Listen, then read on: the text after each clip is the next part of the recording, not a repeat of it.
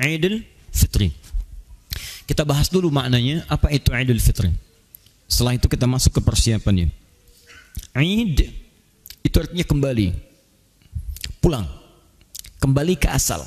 Ya, saya ulang, kembali ke asal mula. Karena itu saat kita kembali kepada Allah Subhanahu wa taala, asal pulangnya, asal tempatnya disebut dengan ma'ad. Waktunya disebut dengan mi'ad. Karena itu ada ayat dalam Al-Quran, misal surah ketiga Ali Imran, ayat yang ke-9. Innallaha la yukhliful mi'ad. Sungguh Allah tidak akan pernah mengingkari janjinya. Di antara janjinya adalah mengembalikan setiap manusia kepada Allah Subhanahu wa taala sesuai dengan waktunya. Di banyak janji-janji Allah kepada hamba-Nya, di antara janjinya pasti semua hamba Allah akan kembali kepada Allah Subhanahu wa taala. Tempat kembalinya disebut dengan ma'ad namanya. Ma'ad. Ya, Imam Ibnul Qayyim Al-Jauziyah punya kitab namanya Zadul Ma'ad, bekal untuk kembali. Kalau bahasa kerennya sekarang, bekal untuk mudik. Kalau antum sekarang sedang persiapan mudik, ingat, mudik dalam pengertian kita nanti akan terbagi pada dua bagian. Mudik pada kampung halaman di dunia, mudik pada kampung halaman di akhirat kelak. Hati-hati, kalau mudik dalam urusan dunia saja, Anda begitu persiapkan luar biasa. Bahkan kami pernah mengecek tiket kereta api saja, itu sebelum Ramadan, sebulan sebelum Ramadan sudah habis, sudah bayangkan. Sebulan sebelum Ramadan. Dan luar biasanya, bulan Ramadan itu disiapkan mencari bekal untuk mudik dengan persiapan tiket yang sudah ada. Di Ramadannya mencari bekal untuk mudik, dan ditata tuh 10 hari pertama sekian, 20 hari pertama sekian, tanggal pulangnya udah ditentukan. Ya, seminggu sebelum Ramadan, sebelum Lebaran pulang. Sepekan tuh udah disiapkan. Bahkan motornya udah ditata gitu kan. Baik, sebagian mulai diperluas lagi. Ada yang ditambah pelepah pisang ujungnya gitu kan. Ada yang ditulisin, ada yang macam-macam, diboncengin, segala rupa dimasukin. Saya sering katakan, motornya kadang-kadang bebek tapi bekalnya singa gitu kan. Wah, naik 1 2 3 dan seterusnya. Dan semua ditulisin, aku pulang dan sebagainya. Itu ma'ad, tempat untuk pulang, disiapkan betul. Dan selalu fitrah pada mudik itu melekat persiapan-persiapan di dua sisi. Persiapan yang akan pulang dan persiapan yang akan dikunjungi di tempat pulang. Silakan Anda cek.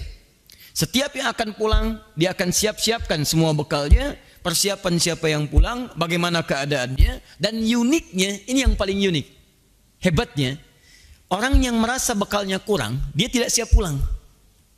Bahkan tidak pulang. Kami pernah tanyakan pada seseorang ketika masih ada di lingkungan dia tinggal dan belum kembali ke kampung halaman, kenapa Anda nggak mudik, Mas? Nggak ada bekal, Ustaz. Nggak ada bekal, takut pulang. Nggak ada bekal, tidak berani pulang. Tidak ada bekal, tidak punya kesempatan untuk pulang. Masya Allah, hebatnya yang punya kesempatan, yang punya bekal, kemudian dia dengan bangganya menghubungi ke tempat yang akan dituju, dia katakan, aku akan pulang. Maka yang di sana karena tahu dia akan pulang, maka disiap-siapkanlah segalanya dengan sangat luar biasa. Ditunggu tanggal pastinya, rumahnya dicecet, disiapkan segalanya, melimpah makanannya, segalanya ada ditata dengan rapi, dan hebatnya dari hal-hal yang tidak ada pun diada-adakan, yang tak terbayang sebelumnya. Silahkan cek jenis-jenis makanan, makanan kering, makanan basah, makanan yang berbeda antara isi dengan luarnya, kan? Ya luarnya kongguan, dalamnya rangginang, kan? Wah, ada macam-macam lah. Itu pun juga ya keluarganya beda-beda ya, di Kongguan ada ibu dengan beberapa anaknya, suaminya nggak ada kan, ditemukan di kaleng yang lainnya, macam-macam lah, kaleng tuh kumpul ya, ada kaleng macam-macam lah ya di Allahu Akbar. Itu mudik dunia. Nah sekarang persoalannya ada mudik yang kedua, dan mudik ini sifatnya abadi. Mudik ini sifatnya abadi, dan tidak sedikit orang yang berharap mudik sampai ke tempat dunia, ternyata dia lebih pulang duluan ke tempat akhiratnya. Dan celakanya, ini yang paling bahaya, dia menyiapkan bekal dunianya dengan maksimal saat akan mudik dunia, tapi dia tidak menduga bahwa bekal persiapan ke akhiratnya tidak dia siapkan dengan baik, dan ternyata mudik akhiratnya lebih cepat dibandingkan dengan mudik dunianya. Maka pulanglah dia ke akhirat tanpa membawa bekal-bekal yang telah dia siapkan fokusnya untuk urusan dunianya itu. Ini yang paling berbahaya. Karena itulah bertakwalah kepada Allah Subhanahu wa taala. Saat kita menyiapkan bekal selama Ramadan ini, maka ketahuilah Allah telah mempersiapkan para penghuni-penghuni surga untuk menyambut kita saat kembali kepada Allah Subhanahu wa taala. Kita puasa untuk mendapatkan takwa, Maka saat itulah kemudian surga disiapkan bagi orang-orang takwa. Silakan Anda cek dalam Al-Quran. Umumnya setiap muncul kalimat surga, itu selalu dilekatkan dengan kalimat takwa atau amalan-amalan takwa. Silakan cek, teman-teman sekalian. Kita lihat misalnya Quran surah ketiga ayat 133. Wasari'u ila maghfiratim min rabbikum wa jannatin arduha as-samawati wal ardu u'iddat lil muttaqin. Bersegera Anda introspeksi diri, bermuhasabah, istighfar, dan berharaplah Anda mendapatkan surga. Bisa masuk ke surga yang luasnya seluas langit dan bumi. Kami siapkan untuk orang takwa. Quran surah 51 ayat 15 sampai dengan bahkan 23-nya. Innal muttaqina fi jannatin wa uyun. Orang-orang takwa itu kami akan tempatkan di taman-taman surga. Orang takwa melekat. Innalil muttaqina mafaza hadaiqa wa anaba. Sungguh bagi orang-orang takwa ada keberuntungan yang besar. Dia akan mendapatkan taman-taman di surga yang sangat indah. Selalu takwa surga, takwa surga.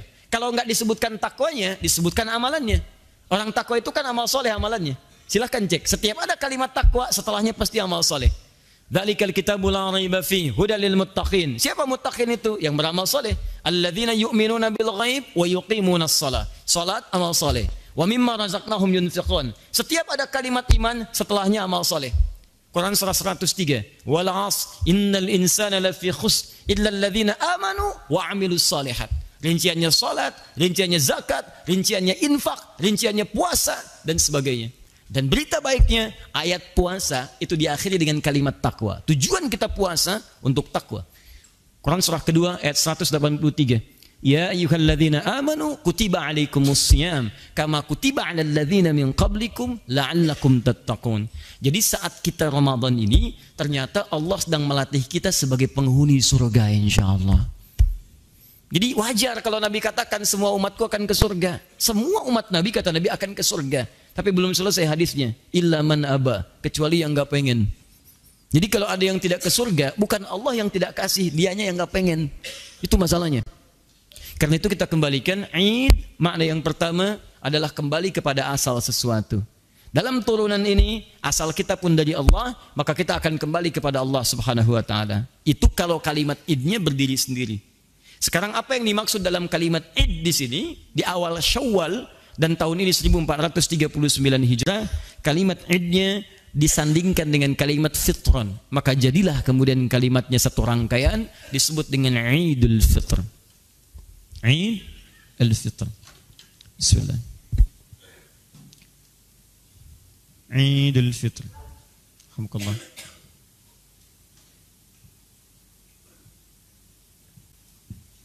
Eid ini asal mula atau asal kebiasaan.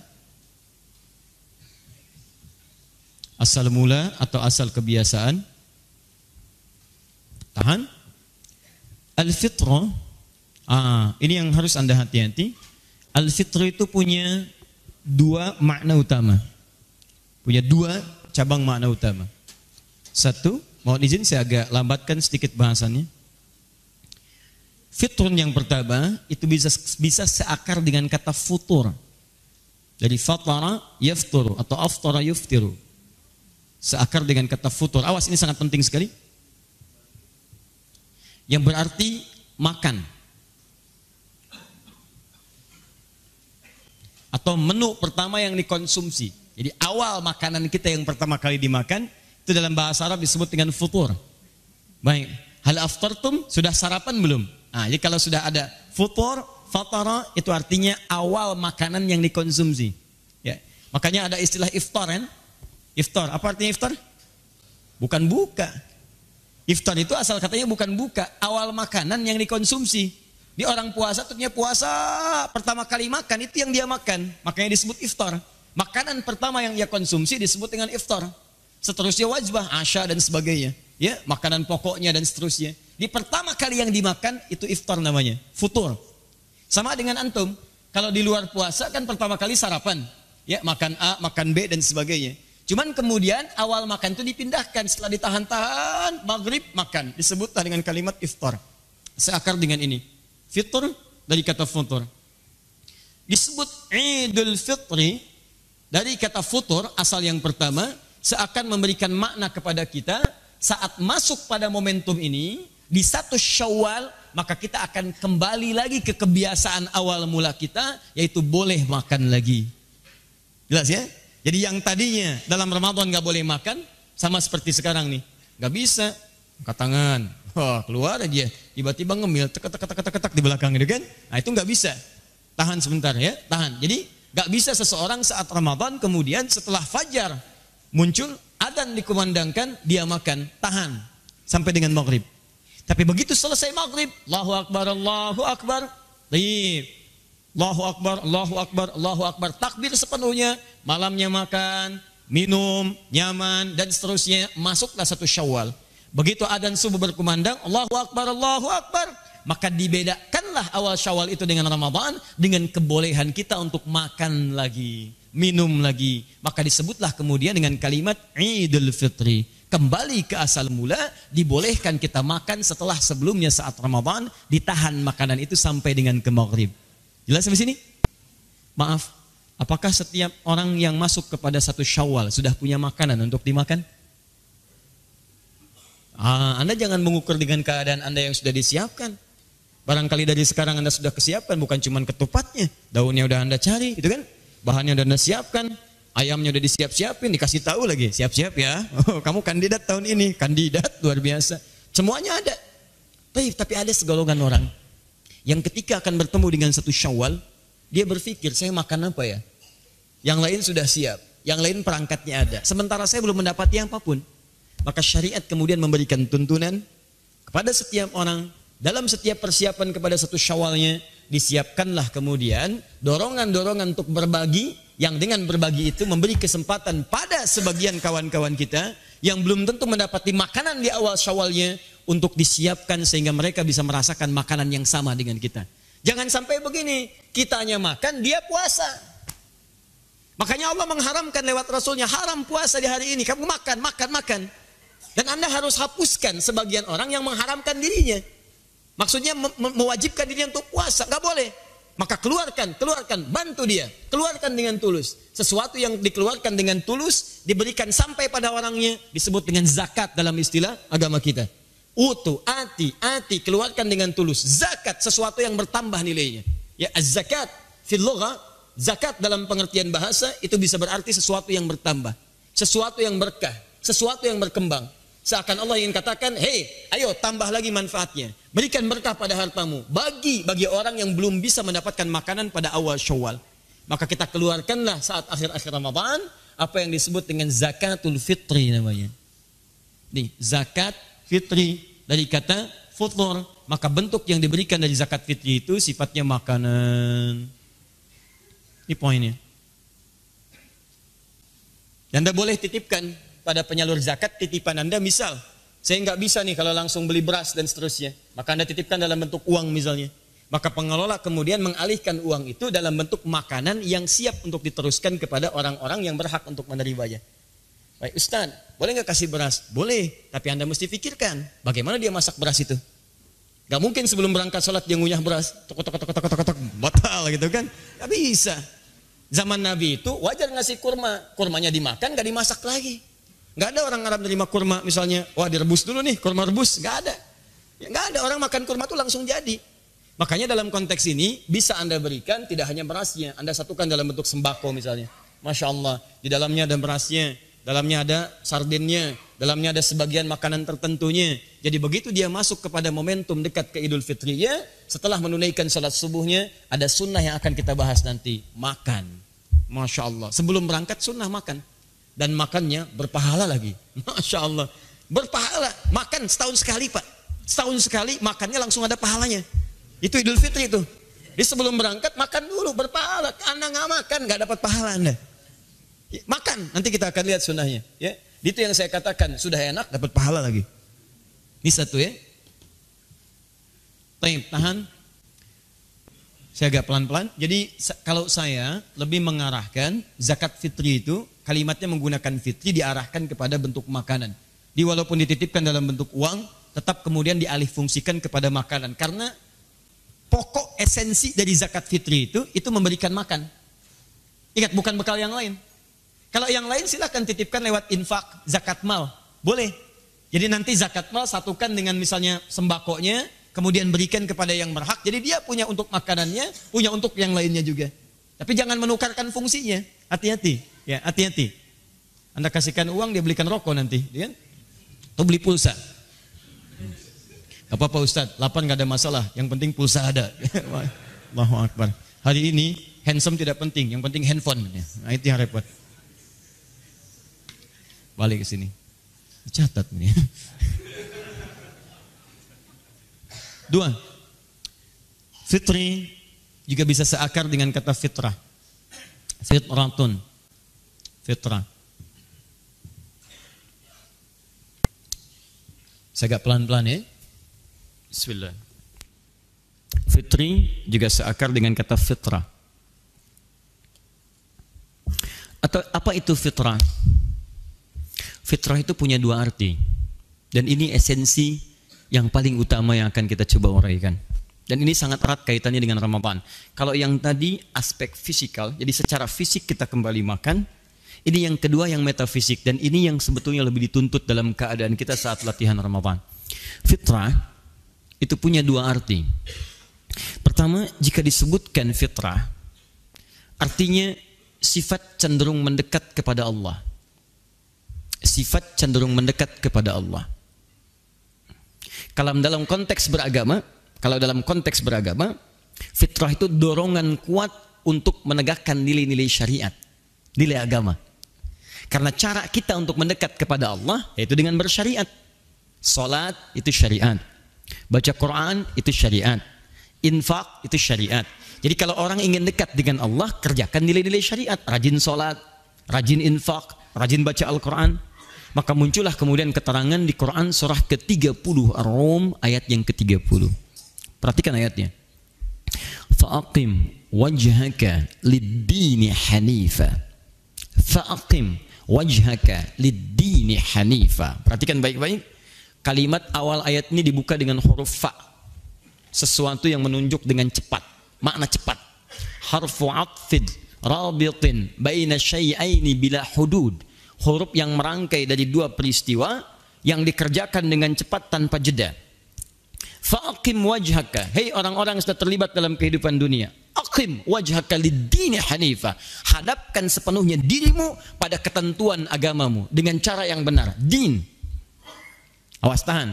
Fitratallahi allati fataran nasa 'alaiha. Teruskan ayatnya. Fitratallahi allati fataran nasa 'alaiha. Itulah fitrah yang telah Allah tetapkan bagi setiap manusia, bagi semua manusia. Itulah fitrah yang telah Allah tetapkan bagi seluruh manusia. Jadi semua manusia itu, mau besar, mau kecil, mau tua, mau muda, mau laki-laki, mau perempuan, dalam jiwanya ada kecenderungan untuk mendekat kepada Tuhan. Dalam dirinya ada kecenderungan untuk mendekat kepada Allah Subhanahu wa taala. Dia mencari jalan. Bagaimana cara mendekat kepada Allah? Kata Allah, jalan satu-satunya Anda tunaikan ketentuan ad-din. Itulah fitrah. Nggak ada namanya manusia yang tidak punya kecenderungan pada Tuhan, itu nggak ada. Sebetulnya nggak ada istilah ateis tuh. Ateis itu sebenarnya orang yang sedang mencari, cari sini, sedang banyak nyari dia. Ateis, tidak ada teis Tuhan, dia tidak mengakui Tuhan. Sebetulnya sedang mencari. Kalau pencarian itu kan baru setengah tuh sampai menemukan ujungnya. Dalam bahasa Arab, ateis disebut dengan la ilaha, tidak mengakui Tuhan. La ilaha, tinggal setengah lagi. Illallah. Selesai. Jadi ateis itu setengah syahadat sebetulnya. La ilaha illallah. Syahadat kita kan la ilaha illallah. Asyhadu an la ilaha illallah. Jadi kalau ada yang mengatakan saya ateis, selamat, kamu setengah muslim. Tinggal setengah lagi. Nah, jadi teman-teman sekalian, ada kecenderungan. Cuman bagaimana caranya mendekat kepada Allah? Fa'aqim wajhaka lid-din. Tegakkan ketentuan-ketentuan dalam agama. Apa yang disebut dengan ad-din? Ditafsir di Quran surah ketiga Ali Imran ayat ke-19. Inna ad-dina 'indallahil Islam. Sungguh yang disebut dengan din yang diridhai oleh Allah Subhanahu wa taala itu adalah al-Islam. Jadi, tahan sebentar pelan-pelan. Kalau ada orang yang ingin mengembalikan dirinya kepada fitrahnya, ingin merasa dekat dengan Allah Subhanahu wa taala, maka dia harus mau memenuhi ketentuan-ketentuan dalam Islam. Saya buat bagannya supaya lebih terpahami dengan baik. Fitrah, kecenderungan dekat dengan Allah. Cara untuk mendekat kepada Allah, tegakkan ketentuan ad-din dalam agama kita. Untuk memenuhi ad-din ini, apa yang disebut dengan ad-din? Namanya al-Islam. Ini poinnya. Yang ini dalilnya di Quran, surah ke-30 ayat 30, ditafsirkan di Quran, surah ketiga ayat 19. Jadi kalau seseorang ingin dekat dengan Allah, dia mesti memenuhi ketentuan dalam Islam. Apa itu ketentuan dalam Islam? Tafsirkan di hadis Muslim, nomor hadis yang ke-8. Imam An-Nawawi menyebutkan dalam Al-Arba'in, nomor hadis yang kedua. Ini riwayat Umar bin Khattab radhiyallahu taala anhu. Ditanyalah kemudian Nabi sallallahu alaihi wasallam oleh malaikat, "Mal Islam?" Di hadis itu. Apa pokok-pokok keislaman? 1, anta syahada anna ilaha illallah wa anna Muhammadar Rasulullah. Syarat pertama engkau syahadat dulu. Akui tidak ada Tuhan selain Allah dan Nabi Muhammad utusan Allah. Komitmen untuk menyembah Allah. Bagaimana caranya? Hati-hati. Gimana caranya? 2, wa tuqimas salat. Wa tu'tiyaz zakat. Wa tasuma Ramadan, puasa Ramadan. Masya Allah. Kemudian yang terakhir, wa tahujjal baita in istata'ta ilaihi sabila. Kamu tunaikan haji plus umrahnya dan siapkan diri untuk mampu menunaikan itu. Berdoa kepada Allah Subhanahu wa taala. Baik dalam keadaan lampu nyala, lampu gelap, gitu kan? Mohon kepada Allah Subhanahu wa taala. Minimal nyala dia, kan? Naik sini. Fokus. Jadi kalau Anda ingin dekat dengan Allah Subhanahu wa taala, Anda tunaikan ketentuan-ketentuan dalam Islam. Apa di antaranya? Ini yang pokok. Ada salat, ada zakat, ada puasa, ada kemudian haji, umrah dan turunan-turunan lainnya. Jadi ketika Anda diperintahkan untuk mengerjakan ibadah-ibadah ini teman-teman sekalian, maka sesungguhnya ibadah ini mampu mengantarkan kita dekat dengan Allah Subhanahu wa taala. Kedekatan kita dengan Allah itulah yang disebut dengan fitrah. Nah, apa kaitan dengan Ramadan? Ternyata Masya Allah, ketika diperintahkan puasa Ramadan ini, puasa Ramadan adalah di antara amalan yang menghimpun berbagai jenis ibadah dalam Islam yang membuat kita lebih dekat dengan Allah Subhanahu wa taala. Silakan Anda cek. Bukankah dalam Ramadan menghimpun banyak sholat? Anda di luar Ramadan belum tentu mengerjakan sholat sunnah. Tapi saat Ramadan, hampir semua jenis sholat sunnah kita bisa tunaikan. Silakan evaluasi dari hari pertama sampai hari 29. Demi Allah saya katakan, Anda pasti akan mengalami peningkatan dalam perihal sholat yang dikerjakan. Rawatib minimal akan dikerjakan. Malamnya mengerjakan tarawih. Kalau di luar Ramadan kan itu sama dengan qiyamul lail, sama dengan tahajud. Tapi Anda kerjakan saat Ramadan, silahkan cek. Bahkan kalau ketinggalan bisa gelisah kita. Jenis zakat, zakat yang wajib. Zakat itu wajib. Sunnahnya ada infak, ada sedekah. Di luar Ramadan, Anda kejar zakat. Saat Ramadan bukan cuma zakat, infak maju. Sedekah berkembang. Silahkan cek. Bahkan kotak Al-Ihsan nambah tuh. Di luar Ramadan 1 juta. Ramadan 3 juta, 4 juta. Masya Allah. Penceramah nggak datang udah khawatir nih. Aduh kotak macet. Tengah-tengah tuh. Itikaf naik 10 juta dan sebagainya. Itu luar biasa. Jadi berkembang lagi. Silahkan. Apa yang tidak meningkat saat Ramadan? Hampir semua amalan naik. Umrah, kalau haji kan nanti saat masuk Dzulhijjah. Umrah, hari-hari biasa mungkin padat di haram. Tapi lihat ketika Ramadan lebih padat bahkan kadang-kadang dibandingkan haji. Orang naik, luar biasa. Kumpul satu tempat. Apa esensi dari semuanya ini? Adalah membangun kedekatan dengan Allah Subhanahu wa taala. Jadi kalau kita kemudian arahkan kepada kalimat Idul Fitri dengan kata fitrah, id artinya kembali ke asal mula.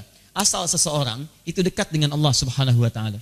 Saking dekatnya sebelum lahir, dia diberikan dialog oleh Allah. Quran surah ke-7 ayat 172. Wa idz akhadha rabbuka min bani adama min zuhurihim dzurriyyatahum wa ashhadahum ala anfusihim alastu bi rabbikum qalu bala syahidna. Dan ingat ya, pelajari ya kata Allah, saat kami mengambil perjanjian, Rabbmu, Tuhanmu mengambil perjanjian dengan setiap anak cucu Adam. Diberikan dialog di perut ibundanya sebelum terlahir. Dikatakan, apakah kamu siap menjadikan aku sebagai Rabb? Perawat kamu, pelindung kamu, yang menyembuhkan saat sakit, yang memberikan ampunan saat kamu banyak berdosa, yang memaafkan saat kamu salah, yang memberikan segalanya yang kamu butuhkan sepanjang mendekat kepadaku. Maka kita tidak ada pilihan mengatakan, bala. Bala itu artinya siap, tanpa alasan apapun. Syahidna, saya siap menunaikan itu semua. Saya siap beribadah. Saya siap menjadikan engkau sebagai Tuhan. Kemudian kita dilahirkan dan dilatihlah oleh Allah Subhanahu wa taala dengan ibadah supaya bisa mengingat kembali perjanjian yang telah kita buat itu. Maka teman-teman sekalian, kembali kepada Ramadan, dalam momentum Ramadan yang telah kita lalui, hari pertama sampai dengan hari ini, maka didesain 29 hari ini selama Ramadan sesungguhnya untuk membuat diri kita lebih dekat dengan Allah Subhanahu wa taala. Jadi, kalau nanti besok selesai Ramadan, ada di antara kita yang hubungannya belum dekat dengan Allah, pasti ada yang salah dalam puasanya. Ada yang keliru.